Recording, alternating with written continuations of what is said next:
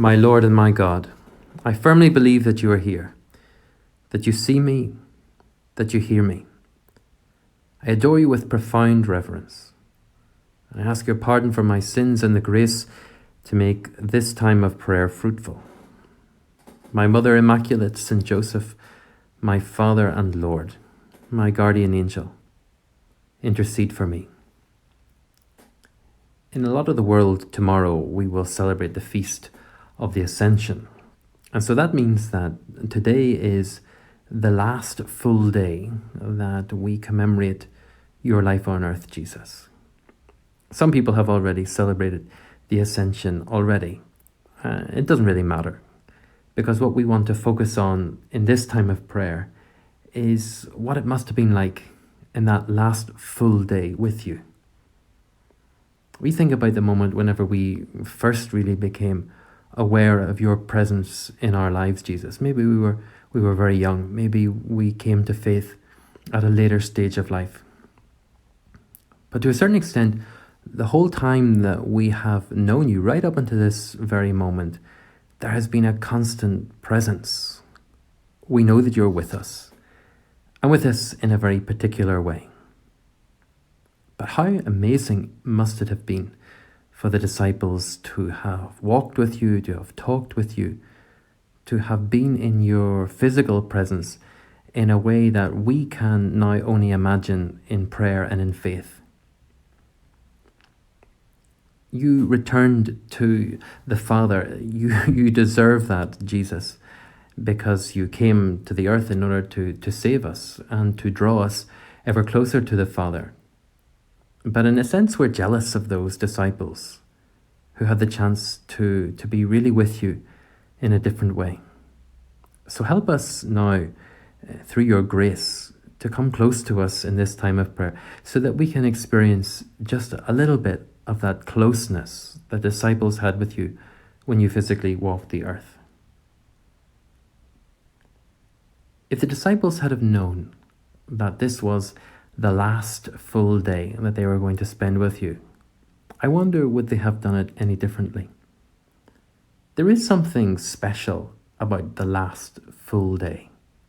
You think about when you've maybe been away on a few days break, and you look at the calendar and think, okay, I've got just 2 more days before we have to pack up and go home. Well, you want to spend that last full day doing everything that you hadn't had the chance to do yet. Maybe you want to get out and get a little bit more sun so that whenever you go back home, you don't look as if you're so pasty white and that you've actually been away or abroad. That is, back in the time whenever we could travel abroad or go to hot countries. But you know what I mean.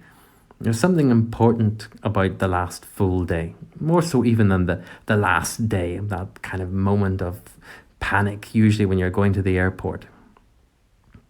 The last full day also before the end of term can be an important time, especially if you have to photocopy all the articles that you need in the library before the library closes. I mean, good luck trying to use the photocopier on that day, because usually there's a whole queue of people who have a similar thing in mind to cram in as much as they possibly can in the time that's remaining. And then we think maybe poignantly about people whom we have loved and lost. And now that they are not with us, we reflect even more about the time that we did spend with them. And we think about how we would spend a day with a loved one we have lost, and how special that would be. The things that we would do together. Maybe we wouldn't even say very much, just to be in their presence and to savor their company. And that essentially is what I think about Jesus when I think about the last full day with you. It's what I'm thinking about even now in these moments of prayer. It's about savoring your presence. And savoring your presence in such a way that we don't become complacent. Even if we are accustomed to your being with us now, Jesus, we don't want to become complacent, so that there are moments of our life where we might feel close to, and moments of our life maybe when we feel very distant. And that's important for us because we want to have integrity of life. We want to feel your presence all of the time because we want to be with you, Jesus. And we know that that has an effect on how we will behave and how we will treat other people if we know that you're with us and that you're with them. Well, there are kind of two very important moments in which you are with us, Jesus. That's in Holy Communion, when we receive you, really truly present in the Eucharist. And also when we come to adore you, really and truly present in all the tabernacles of the world. When we receive Holy Communion, that is possibly the most important thing we will do that day. And we recognize and know that your presence with us in that moment is all the more special because it's physical. But it does fade for us sometimes, Jesus. And even though when we kneel down after we have received you in communion, we feel you very close to us, maybe 5-10 minutes later, we don't feel that same intimacy. Well, if we prepare well to receive you in communion, sometimes we can savor that moment for a little bit longer. There is in Ireland the possibility at Mass to say, "My Lord and my God," during the memorial acclamation. And it said that that was a prayer that was deeply ingrained upon the hearts of the Irish people.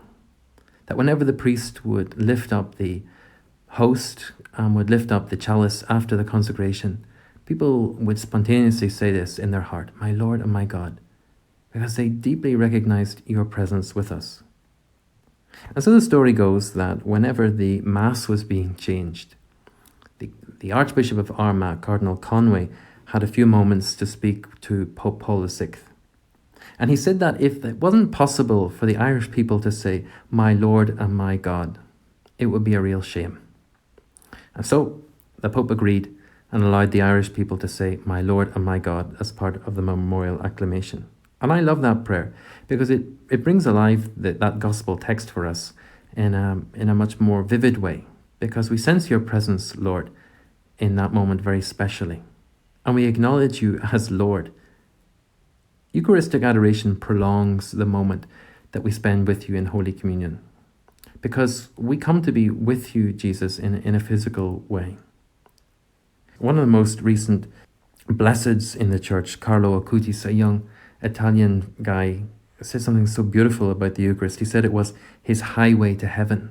He suffered quite a lot in his short life, but he understood in the Eucharist something that brought him even closer to you. We want to prepare, Lord, yes, to receive you in Holy Communion, but we also want to prepare for that moment when you will come again in glory. And the prayer that the early Christians said is kind of important in that regard. Maranatha, Maranatha. We can read that in the first letter to the Corinthians, right at the very end of Paul's letter. Now that can mean two things depending on where you put the emphasis. Maranatha means "come, Lord." It's an expression of desire that you will come again in glory, that we are longing for your physical presence upon the earth, Lord, when you will come again in glory. But also we can say Maranatha. Maybe you don't really hear the difference, but there is one. And that means the Lord has already come. In other words, it's a statement of faith. It means that we already know that you have come, Lord. It means that we know that you are with us in the tabernacle. It means that we know that you have given us the gift of your Spirit at Pentecost, and that you want to be with us, Lord, that everything that you achieved through the incarnation, through your death and resurrection, is for us. And we give praise to you for that. We think about Our Lady also, and how she must have savoured your presence. Right from that very moment, whenever the Archangel Gabriel told her that she was going to conceive you in her womb. All those 9 months that she carried you in the most intimate way possible. Then the times that she was with you on the earth. And how she would have spent this last day with you, I'm sure she would have savoured every moment. Help us, Mary, to savour every moment that we can be with your Son, Jesus. I give you thanks, my God, for the good resolutions, affections, and inspirations that you have communicated to me during this meditation. I ask your help to put them into effect. My Mother Immaculate, St. Joseph, my Father and Lord, my guardian angel, intercede for me.